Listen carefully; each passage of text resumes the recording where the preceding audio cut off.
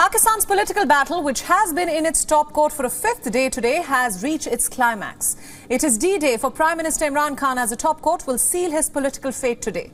The countdown is on, and in a few hours from now, the Pakistan Supreme Court will give out its verdict on National Assembly Deputy Speaker's April 3rd ruling, which essentially rejected the no-confidence vote against Imran Khan and the subsequent dissolution of assemblies. Security has been heightened inside the court premises, and riot police has now been deployed outside.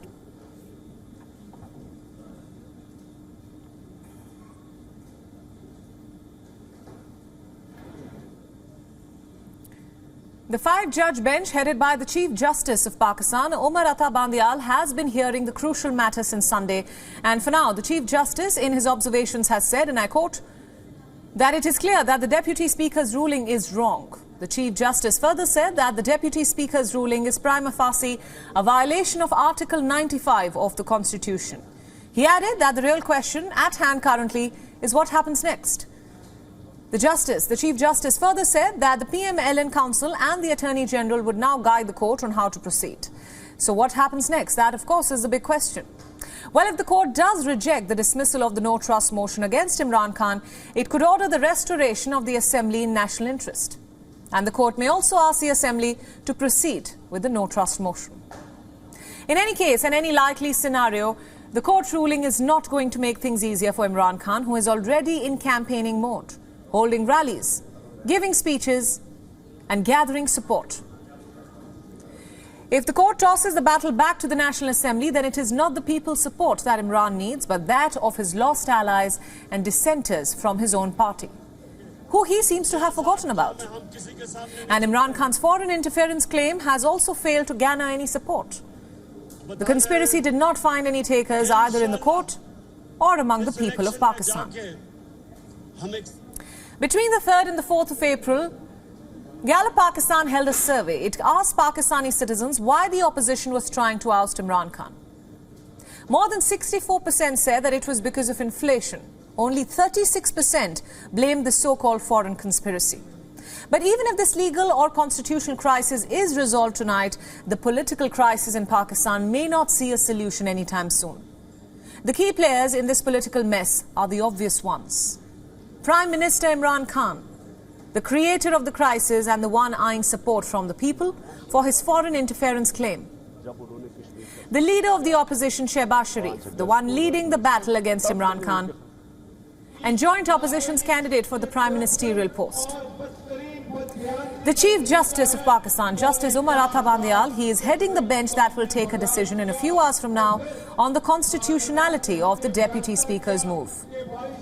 The President, Arif Alvi, he dissolved the National Assemblies on Imran's advice and has been pushing the poll panel to fix a date for the new national ballot. And last, the army and its chief, General Qamar Javed Bajwa. His ties with Imran Khan were once at its peak, but not anymore.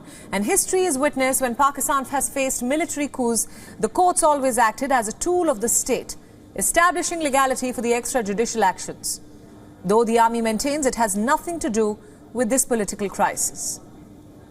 Meanwhile, with the top court verdict awaited, the Pakistan Election Commission has written to the President saying that elections are not possible before October. The poll panel has requested for a meeting with the President. The hours are now slipping by and Captain Imran Khan is on his last wicket. Or does Imran Khan have yet another trump card up his sleeve?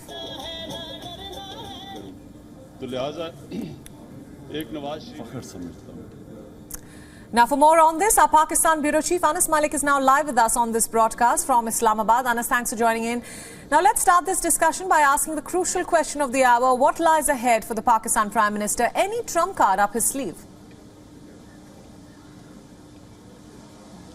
Well, no trump card visibly and no claims of a trump card either anymore on the part of the Pakistani government, Priyanka, following that dissolution of the assembly and the ruling by the speaker on Sunday. Now, all eyes are on the Supreme Court of Pakistan, which would be delivering its judgment in about 2 hours from now.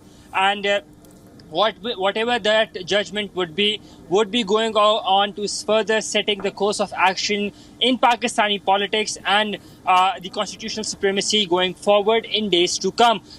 Today, the Supreme Court heard the case. It was the fifth consecutive day of the suo motu case hearing. It started as early as 9:30 a.m. Pakistan time, and it concluded at around 3:35 p.m. between 3:35 to 3:45 p.m. Pakistan time. It was marathon hearings, just 2 breaks in between. Right. Lots of discussions, arguments and counter arguments, questions and counter questions on the legality of the actions of the Speaker, and finally a judgment that has been reserved by the court. Priyanka.